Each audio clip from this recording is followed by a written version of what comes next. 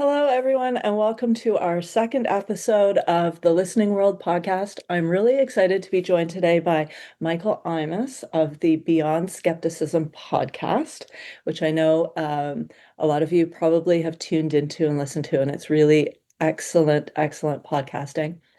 And I'm also joined today by Brian Smyers of the Listening World, our very own Brian.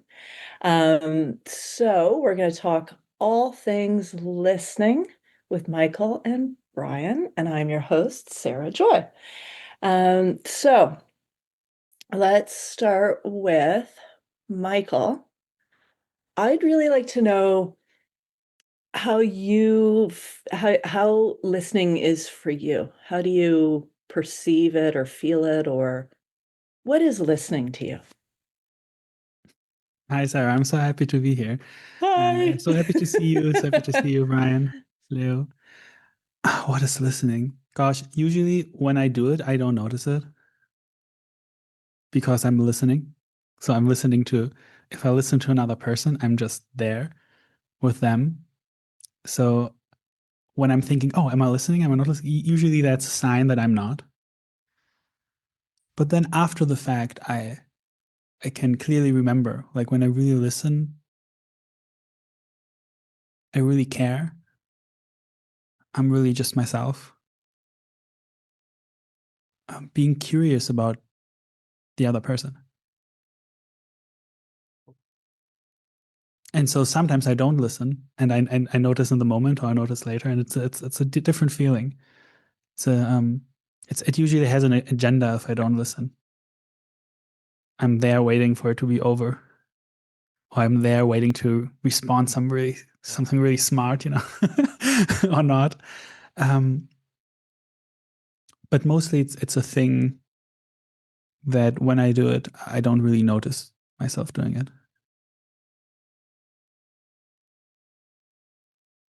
I like that. Now, I do have a question on that. Knowing the musician that you are, Mm. and for those that don't know, Michael is a excellent pianist. Um, what's the difference that you see when you listen to music as opposed to people for you? That's such a good question.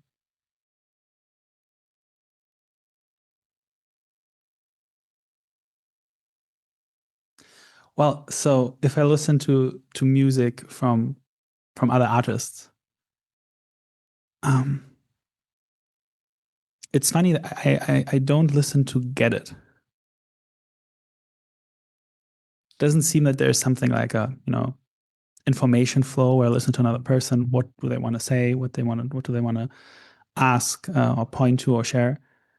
With music, I really listen for a feeling, for an experience. I want to connect to that piece of art. Um, and then maybe I get something or maybe I don't, but that's kind of not the reason for it. Um, like in a funny way, not getting music is a cool experience by itself. Like sometimes when I listen to a song for the first time, and maybe you have that too, I don't really get it, but then I listen again and again. At some point, I kind of get things I didn't even notice for the first time. Um, no, if I'm composing or improvising,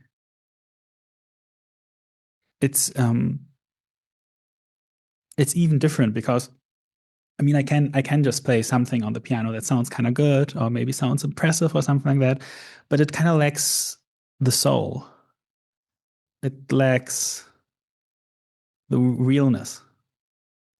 Um, so when if I want to create like good music, um, it's really about listening to like that space where new stuff comes from.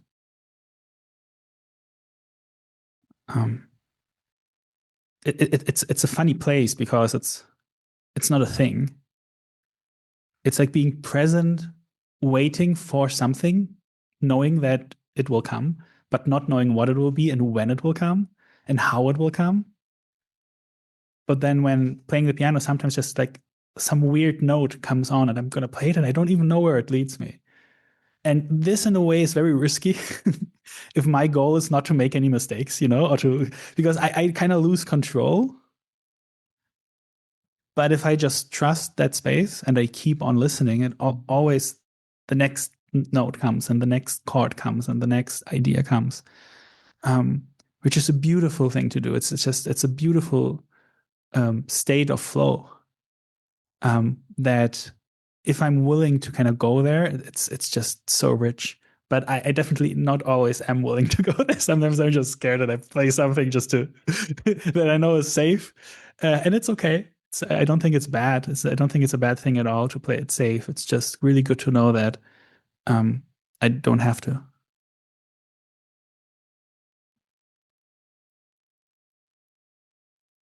I like that. Mm. Yeah. When you were talking about with others, listening to others and being curious about them, like it sounded like there were similarities between the risky space of listening to the next notes that are coming and with no agenda. You don't know what's going to come out. And similarly, I heard that in how you're talking about being with others without agenda. Yeah, that's true. I never noticed that, but like in my interviews, I have very different degrees of preparation. For example, my latest interview with Natasha Sverdlov, I prepared a lot, and with Aaron Turner as well, and with Dickon quite a bit as well. But the interview with Marina Galan, I didn't prepare at all, not a single question. And I just trusted that the right things will pop up. I have a beautiful friendship with Marina, and I just kind of trusted that connection and that feeling that we had. And I think with my other interviews, if I would trust more, maybe they would be even better. I don't know. But where I also listened is right before, like before the interview, if to do the preparation or not. It's also like a process of listening to myself if I feel safe and calm and drawn to it. Because for me, just because there's a hypothetical possibility of being super present and listening and trusting and going all in, it doesn't mean that I'm down for that. And if I'm not, if I feel not quite safe and not quite down to completely let go, but I think I have to let go, it's a better way to be, and it's so much, the result will be so much better if I just flow with the music or flow with the podcast, then I'm kind of in a fight against myself. Like I need some slack from myself. I need some help and support. I'm a bit insecure. And then I'm saying, yeah, but I don't give it to myself because I need to just be fully present. So for me, that's kind of a big thing, to listen to myself where I'm down to take that step and come in completely unprepared, like I did with Marina, and where I notice that I want to do some preparation. Even if there's no real objective need to the preparation, just because it would comfort me a little bit, for me, that's reason enough. So yes, I totally see there's like degrees of, listening freely and fully without any conceptual distraction. And I think that's a beautiful state. But I don't think that implies that it's the right state or the state that it would be good to always have that. And I know you didn't apply that at all. It's just like when you pointed out that the same thing that happens with music happens with conversations. I that's kind of what came to mind. Mm-hmm. Yeah. Well, and what I heard though, and what you just said was you listen, whether you're down for that all in or whether you want to have preparation or whatever, or I forget what you called it, the less all in, but Yeah. you're listening. Yeah. Yeah. Yeah. I find sometimes it's getting quite reproducible 24 hours before I do something, I will either have a preparation download where all of a sudden it'll come to mind, maybe like 5 questions or a or a framework for something, and I'll write it down, Mhm. and I may or may not use it. Yeah. And sometimes that doesn't come, and that's okay too. Yeah. But yeah, it's listening. Yeah. Yeah. I can imagine for somebody, if somebody listens in who's looking for the right way to do things, what we just talked about can be quite frustrating. Because Oh yeah. but what should I do? Should I prepare or not? And if I prepare, like when to use it and when not to use it. Um, so from another perspective of if the question isn't what's the right thing to do and what's the right way to live, but from the perspective of, how does listening work? How does performing work? How does creating work? Um, I think that what we just talked about may be a couple of cool hints about the inside perspective of it. Um, and at the same time acknowledge, like, if somebody looks for the right way, that it's probably what we just talked about isn't going to help. But maybe that question isn't what's really rich and finding insights into creation and performance and all of those cool things. Well, so if I asked you, how does creating work? What comes to mind?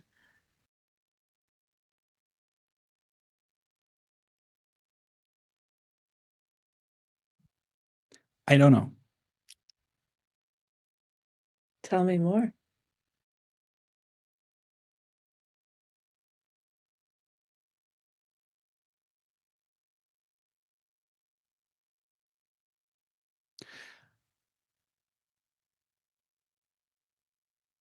I don't know if there is a process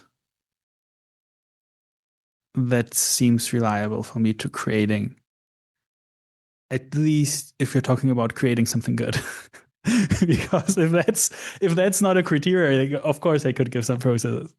But if you're talking about creating something good, and what does good mean? I don't know. Something either impactful or beautiful or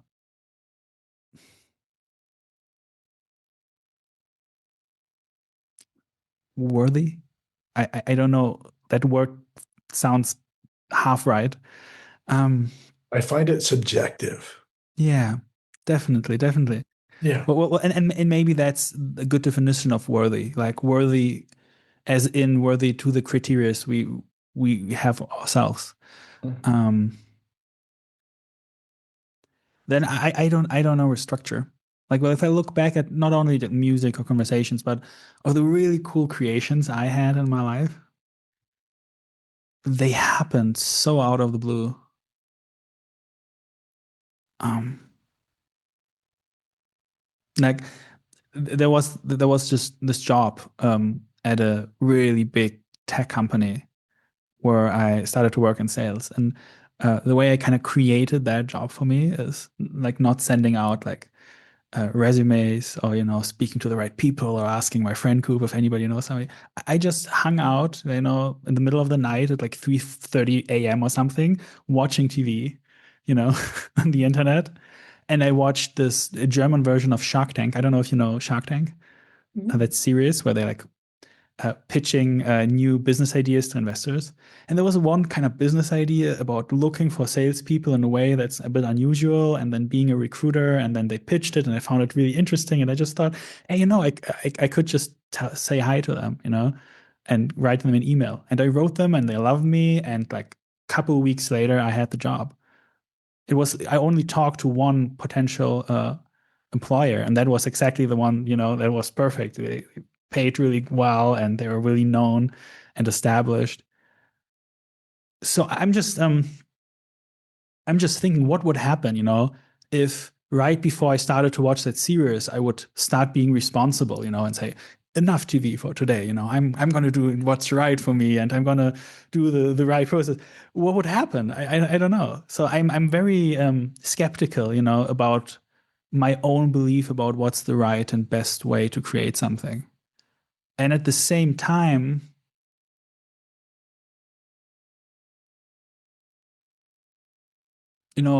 trusting and out of the blue, um, I sometimes scare myself when I do that because I feel no control at all. So in a way, the one thing I can say about how does creating work is, I think the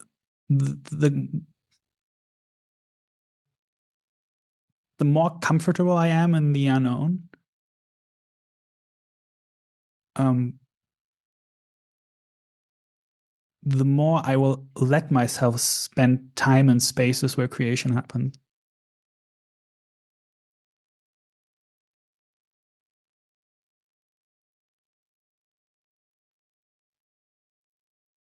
Yeah.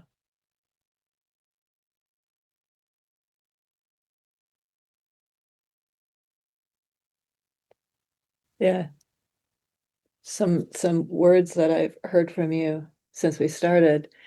Curious, it's scary sometimes, and trusting that space, comfortable in the unknown. I'd say those are hints or clues or pointers. And listening, like you listened to the thought, I'll just send them an email. Yeah. Yeah. Yeah. I'm laughing because it can feel so mundane. Like I feel like that thought when it came to you it just seemed like not special, Like I'll just Right. send an email. Right. Yeah. Yeah. I love that word, mundane. It I think within all those like words of spaces of openness and trust, I like the word mundane because in reality sometimes it's just really ordinary life. Mhm. Like in a way, it's the space of creation is the most special and mundane place at the same time. Yeah. We're designed to create. Like as human beings, we're like major, like we constantly create. We're creating meaning about things. We're creating, like in every single moment, we're creating something. We're creating the world we live in. And it is so ordinary and common and boring. And then the wildest things come out of it.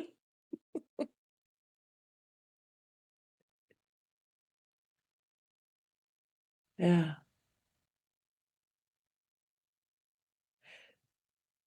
I think the thing that I appreciated in your story was that you were non-judgmental about the fact that you were up and watching, and okay, so what? It doesn't, ultimately it doesn't matter. Yeah. But at some point it did, and you saw that. Yeah. It does You make saw a life. flicker there. You saw something. Yeah. It does make life so much simpler if you know if you don't constantly judge yourself for everything you do. Um, it's tough because I mean, not judging is quite hard to do if you think judging is a very important thing in life that keeps you safe. Um, Well, yeah, and I'm not sure did you hear the impact of what you just said? yeah, If you think you need to judge yourself, then you always will. yeah. So, like, what makes one think that judgment is helpful, right? I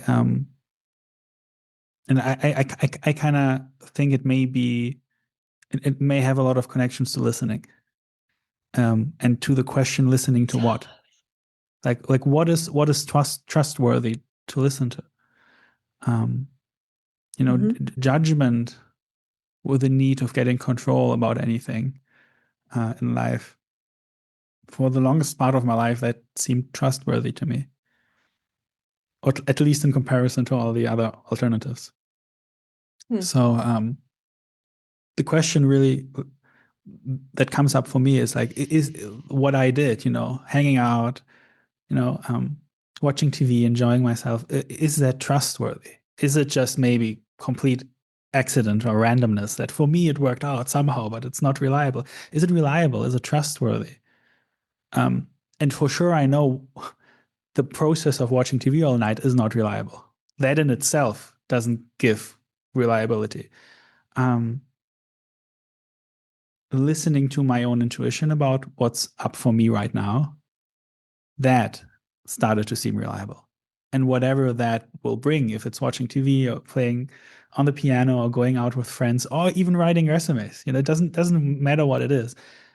That started to seem reliable at some point. So I started listening to it more and more.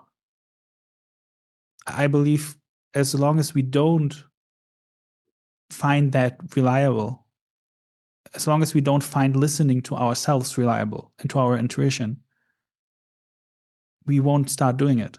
Just because we're kind of smart human beings, and in some way, like everybody is smart that if they don't find something reliable, they're not going to listen to it.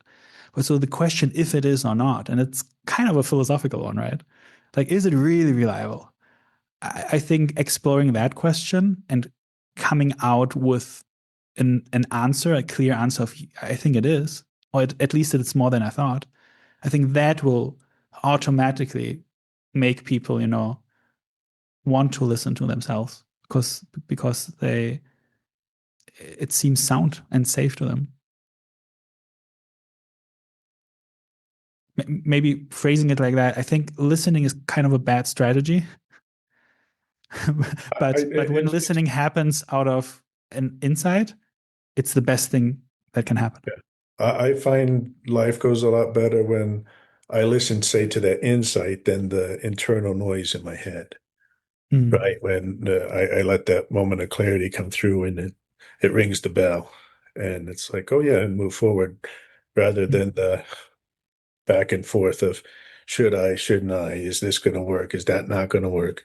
It's very easy to be caught up in the mental anguish we create without coming back and saying what's the clear thing to do here. And that's a lot of in our own internal listening. Sometimes we have that, and it's back and forth. And maybe step back just a second, take a breath. Okay, what's that say? Not you. What's that say after that breath? And I kind of like that.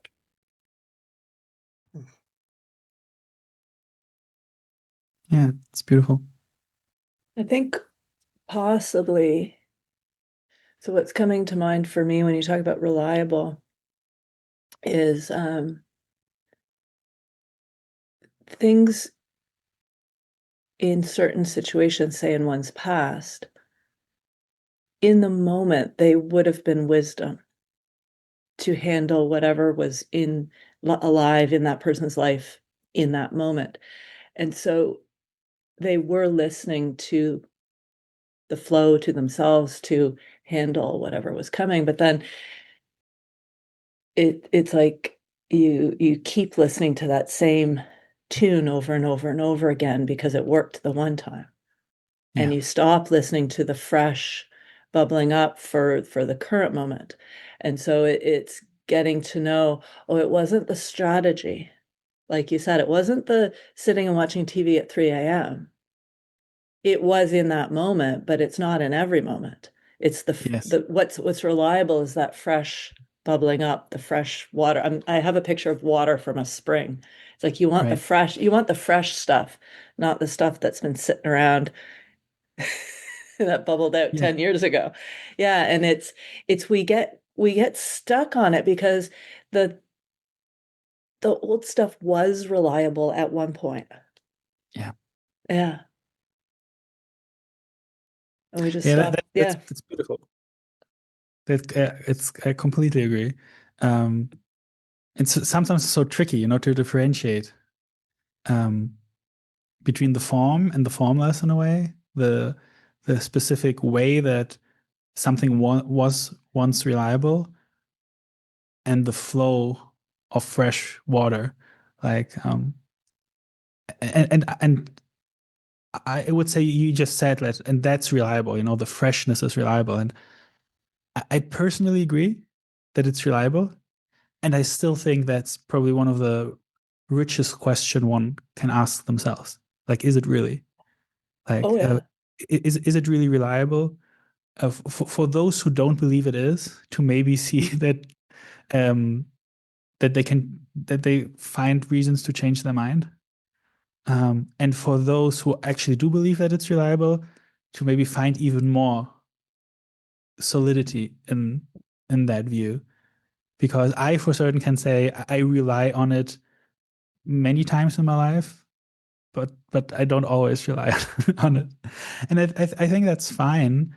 And at the same time, as it's fine, there's more to see um, about the width, and of its reliability. Um, Yeah. Well, if you're willing to be a bit scared and have curiosity, going back to your previous words again, because I love them, yeah, uh, it's like you experiment with it.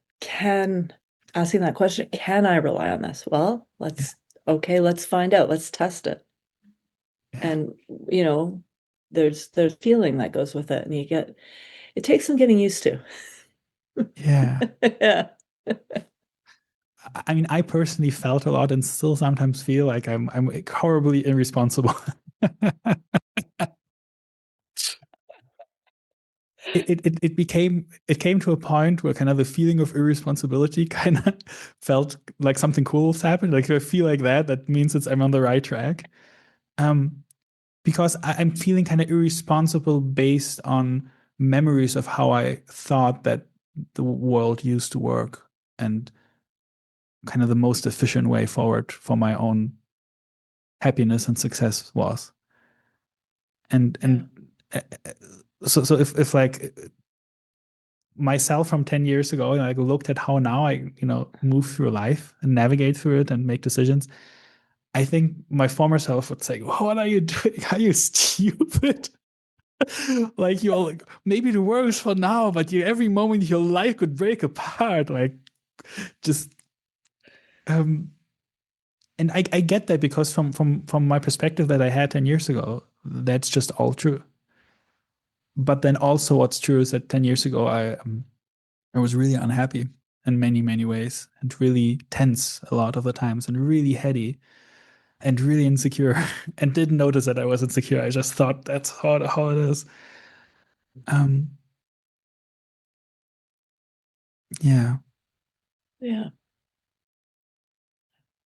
So you, Mr. Michael Imas, are going to be the moderator for the Listening World Summit in Prague in May this year.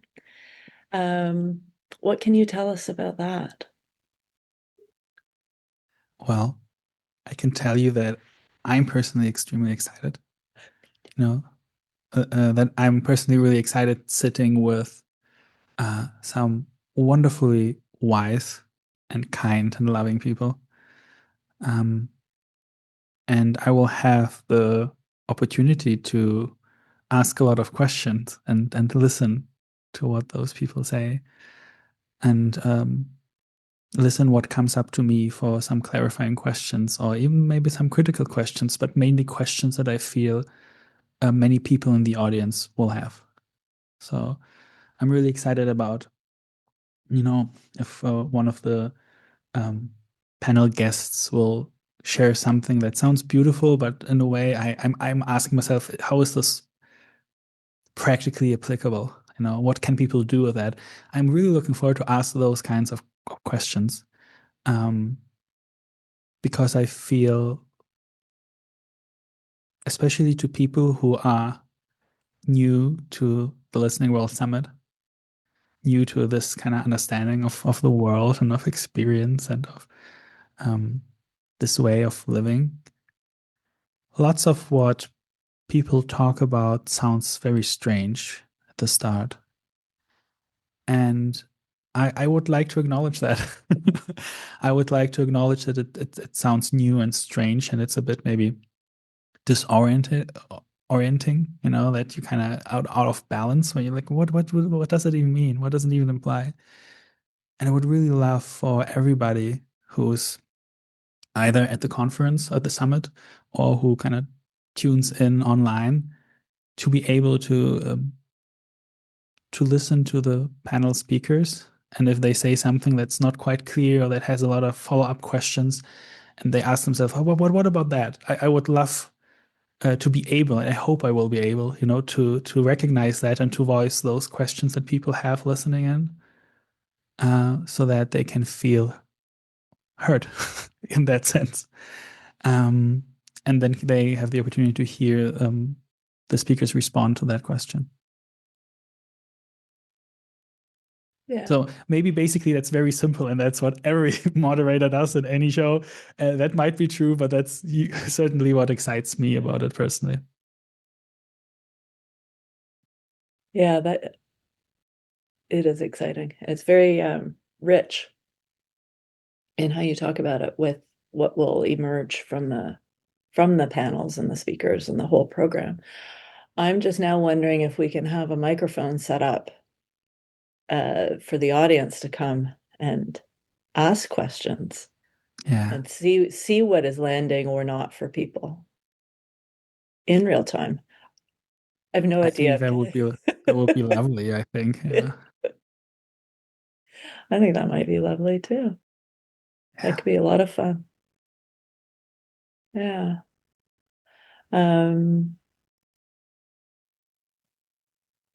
So, and if I may, yeah, go ahead, I do Brian. have a question in that tales from that within the listening world, but also within your own podcast, Beyond Skepticism.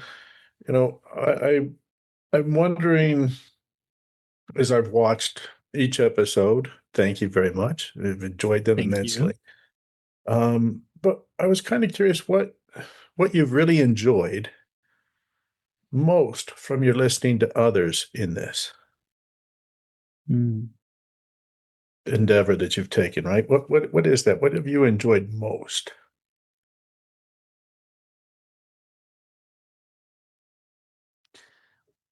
I don't know why this comes to mind, but I'm just going to go with it. I love when my guests, especially those, I think I'm thinking about Dick and Bettinger and Aaron Turner, both, with a PhD, talking about what they talked about for years and decades. And sometimes I ask them questions and they say, I don't know. Not sure why I think about that, but always when that happens, I feel like, I feel like an energy of honesty and being genuine. So I love when people say that. And I think I allowed myself more often to, when I'm asked, that's what can you learn from that, to say that I don't know. I don't know what the question it was, but I think even today I answered something with, I don't know, I think how creation happens or something. And I think it comes a lot from like what I learned from those people. That would be the first thing coming to mind. Oh, that's perfect. Yeah. Yeah. Yeah. I had a similar but slightly different question for you around that. And it was, what have you learned about listening itself from doing the podcast and listening to a number of people within the Three Principles community? Might be a similar answer, but might be something slightly different.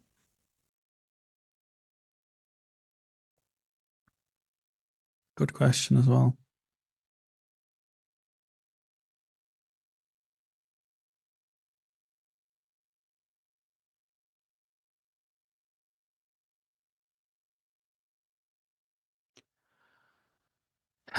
Well, I learned a lot. Um, what comes up now is what I learned in terms of, interviewing. Um,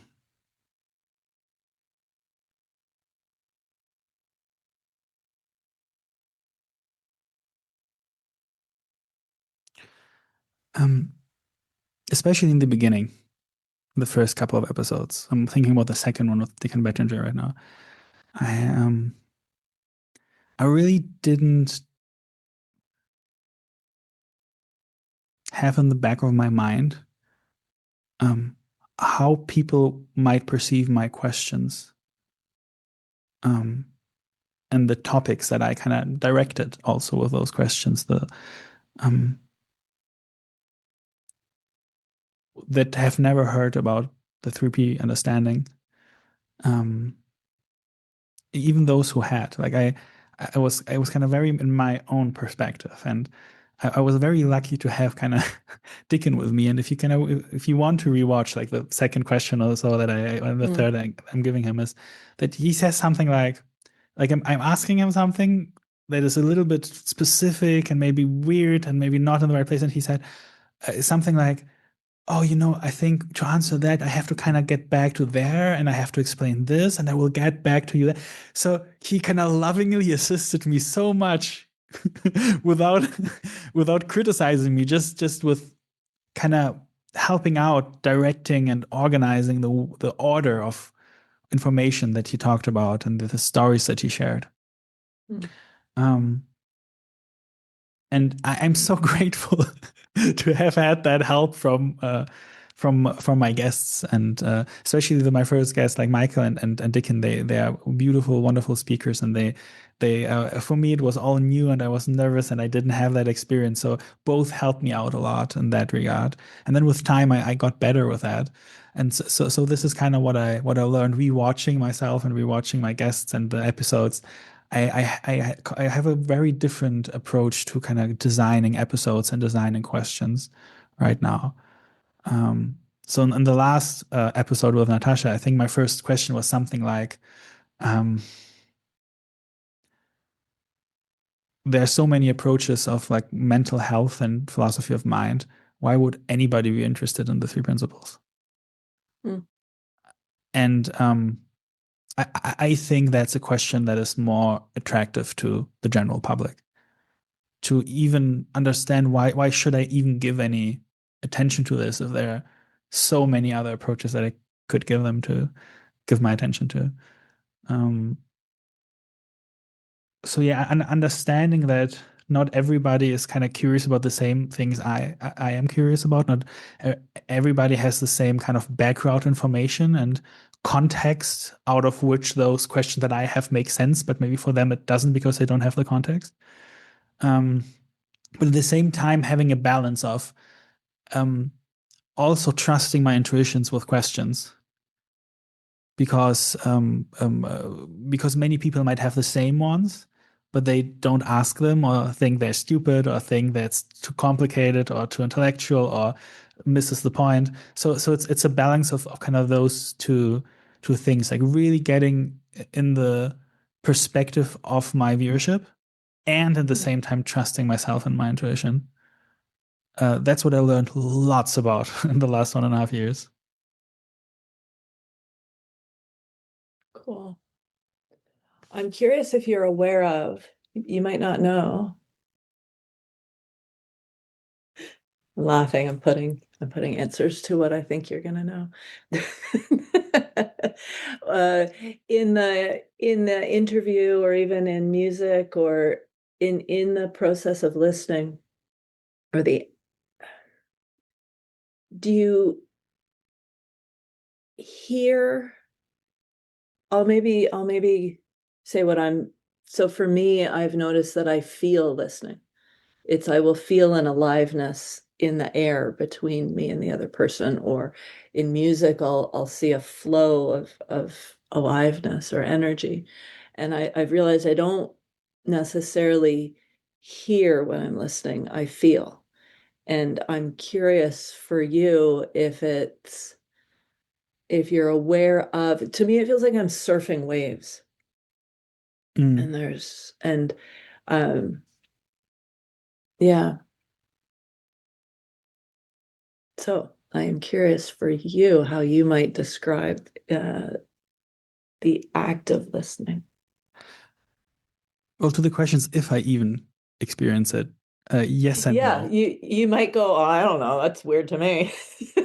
Um, in a way, yeah. In a way, it's a very weird thing in general. The experience of listening, the experience of flow. It's a bit like the periphery of one's sight. Mhm. You know that I'm kind of aware of what's like really at the edge of my vision, but the moment I kind of look there, I'm not looking forward anymore. So I have a different scenario. I have a different perspective. And I don't know if that example really hits home, but in a way, like if I improvise and play music, and I do have a feeling of flow and of presence, and but the moment I kind of go into that and starting to focus on that and or to think about that or to I'm out of it. Mm, um, so it's even at the very beginning when you asked me, I said that I mostly knew that I was listening after the fact. You know, when I think of like, oh my god, I was really in the moment because in one mode of knowing, like the intellectual knowing, um, as soon as I'm going in there while doing it, I'm out of there. mm, So yes, in the moment I experience a flow and stuff like that, but it's as if it's just a half experience. It's as if it's just a half thing at that moment because I don't even care if I'm on the flow or not, or if I'm, have like a beautiful tingly feeling in my face or in my hands, fingertips, because that happens. But I'm so in the moment that I don't really interact with that happening at all. So I'm kind of I couldn't say like I'm really aware of it. I'm kind of aware. I can remember being aware of it after when I think about it, but in that moment I'm just present. I'm with that person. So I don't give a fuck in a ways yeah. of what's happening to my flow state, like if it goes up or down or anything like that. Um, so yeah, so the answer to your question is I don't really know. It's weird. The whole thing is weird for me to talk about. I love how you said I don't care. Yeah. Like when you're in it, you don't care. Yeah, Yeah. And yeah, you did describe it very nicely. yeah. Yeah. It's to add one thing. Like so, when I'm in the interviews, for example, in the podcast, I sometimes think about random stuff. I think about, oh, how do I look, or will the episode be good, or what do people think of? 20 minutes already. Well, those thoughts happen, and in a way, I don't care about those either. Mhm. So the don't care nature goes kind of in both ways. I'm just so grateful that I'm seemingly capable to not care about I'm in the state and I'm so good and I'm doing this, and also not care about what's the time, like how am I doing, like maybe I'll lose the next word that I'm gonna say. Thoughts come up, I don't have to care. I can like slip out of the conversation for 2-3 seconds and then I'm right back in, and I just miss 2-3 seconds, whatever, and I just go on. Um, so not sure why I bring this up, but somehow um it came up with when you know focus on that I don't care thing. Like it's really safe in a way to not care about the meta layer, about the how Yeah. is this doing. Like, it can happen, the voices can happen, the thoughts can happen, but it's really safe to not care about those and just stay in the conversation, keep listening. So that's kind of cool to know. It's very cool to know. Yeah. thoughts come up and I don't have to care, is what you said. Yeah. In a very complicated way. I think yours is, I love your way of saying it. Yes. Beautiful. You mean what I just said there? Because that was Yeah. you. What you just said, it's way better what I just tried to say the last 5 minutes. But I Be with that. I literally repeated your words.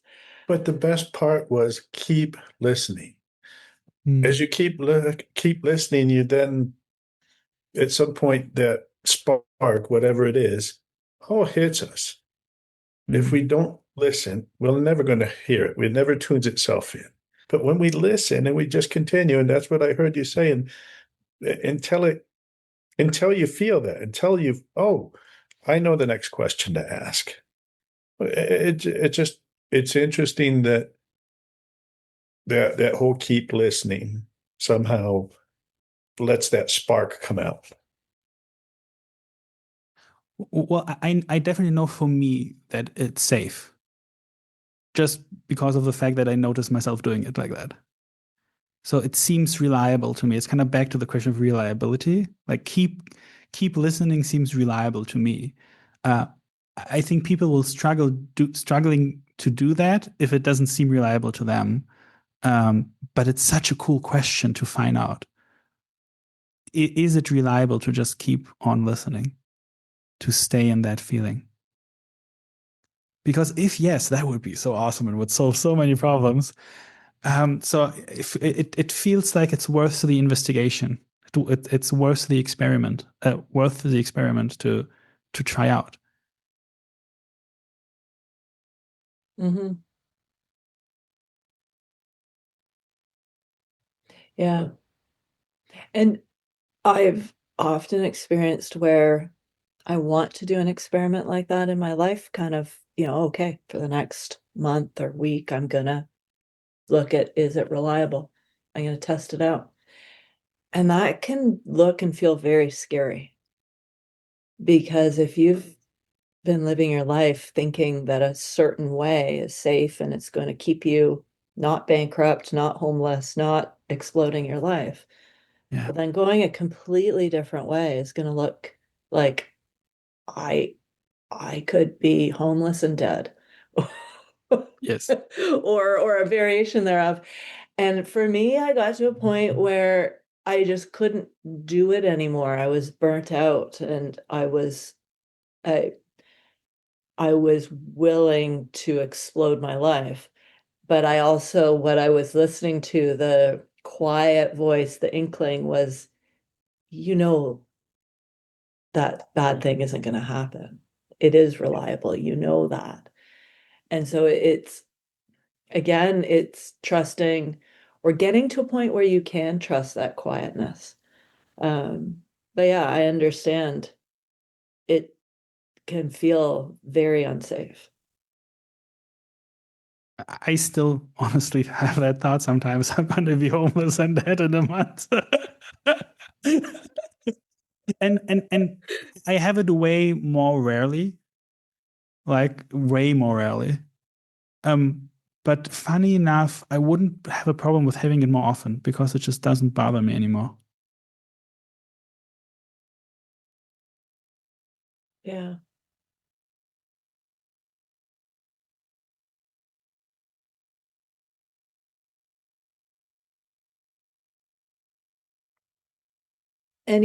Brian,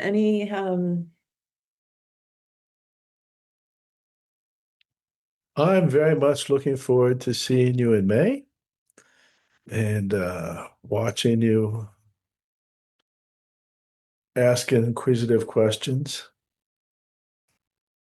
and finding out more about listening. I'm so looking forward to seeing you there as well. It's been too long. We didn't hug each other. Has been a bit of time. Yeah. yeah. Maybe I'll stop in Hamburg before I go. Yeah, maybe. You're always welcome. It's coming to mind for me that the title or theme of the in-person Prague Summit in May, 23 to 25, I believe. The title is Just Together. and how you spoke, Michael, about the types of questions and what you want to foster from the speakers in the panel and sort of draw forth from them and the audience and listeners online, because we're going to have a lot of people online too. There's a lot of community togetherness in what you spoke about, and not I not so much, the teaching from the master, but the everybody together looking to the space of listening and what do we see, and bringing that to the forefront, which I really love. Thank you so much, Sarah. I'm also really looking forward to seeing you and hugging you as well. It has Me been too. too long as well. Yeah. And I'd be so curious to maybe get to know a couple of my viewers that I never, talked to or never seen, because since the Listening World Summit is my first ever sponsor, there will be a couple of short segments where I invite my viewers to come and let them know that I'm there. So I'm really excited, looking forward to that, and to everybody else who's there in person. I'm really looking forward to get to know people in this world, in this conversation, hang out, maybe go to lunch, chat. I think I can remember how the last time was such a beautiful space and feeling and time and like everything. The conference, the lunches, the dinners, the evening drinks, like the whole experience. It was just so memorable. Yeah. So I can't wait. Yeah, it's very special. And I just remembered, I think you are doing an episode of Beyond Skepticism podcast at the conference, yes? Yes, With the two Michaels? the two Michaels. Yeah. Yes, so it will be uh, in multiple ways. It will be a premiere. It will be the first live episode. It will be the first episode with audience, and it will be the first episode where one of my guests comes on a second time, and it's the wonderful Michael Neal. And if I can give a little sneak peek of what we're going to talk about. Please do. So nothing is final yet, but it it looks like the direction we're going to go is we're going to speak about success. And honestly, I don't know a single other person on the planet right now comes to mind that I would rather have a deep dive into the topic of success than with Michael. I'm so excited to, come up with some of the traditional ways of how we define success and the best ways to get to success, and hard work and effort, but then also like new age manifestation and other things. Like I want to throw a lot at him, and I can't wait for Michael to, gently and elegantly differentiate some stuff and say, yeah, this is maybe true, but this not. Actually, it's the whole other way around, and then just goes on saying some of the most beautiful things and clear and precise things about success. So that will be the direction of the episode. That'll be really fun. Yes. I think it's very, yeah, very rich, deep, and fun. Yeah. Can't wait.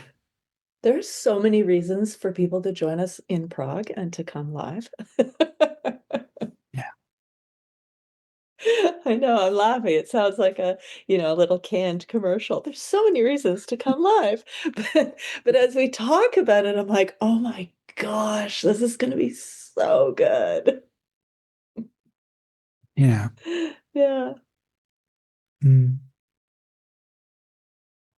Yeah. It'll be very transformative. Anything else? Any questions you have for us, Michael, or anything else before we end? Mm.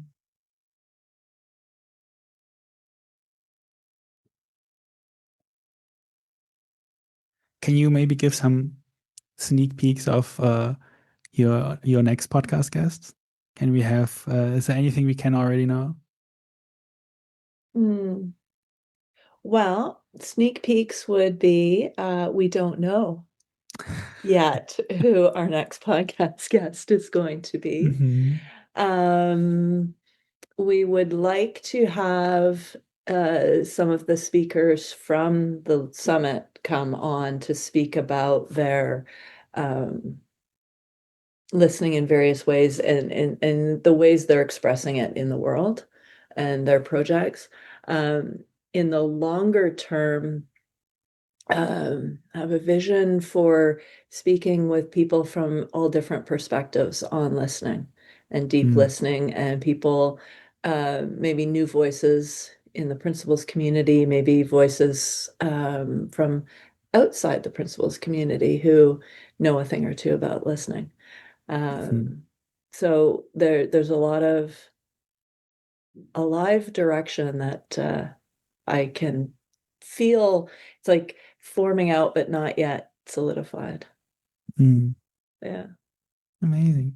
Can I comment on something about that? Oh, definitely. When you said maybe voices outside of the principles community, I was thinking, yes, I really like that. And not because I don't think there aren't a lot of wonderful people inside the community who have a lot to say about listening, but um,